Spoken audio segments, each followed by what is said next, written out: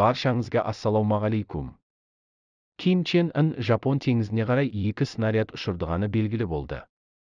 Снарядтар 110 шақырымға ұшып, 25 шақырым биіктікке және 4 мәт жылдамдығына жетті. Солтүстік Корея басшысы Ким Чен Ын тактикалық ядролық операциялардың тиімділігін арттыру үшін маңызды жаңа тактикалық басқарылатын қаруды сынауды қадағалады деп хабарлады жексенбі күні Пхеньян мемлекеттік бақ. Кадр жақында дамыған ауыр артиллериялық жүйені немесе жаңартылған К-24 зымырандарын ақш армиясының тактикалық зымыран жүйесінің ITACMS өзіндік нұсқасын сынап көрді деп болжанады. Соңғы ұшырылымды тексерген Ким Чен Ын елдің қорғаныс қабілеті мен ядролық әскери күштерін одан әрі арттыру туралы нұсқаулар берді деп хабарлады Стак.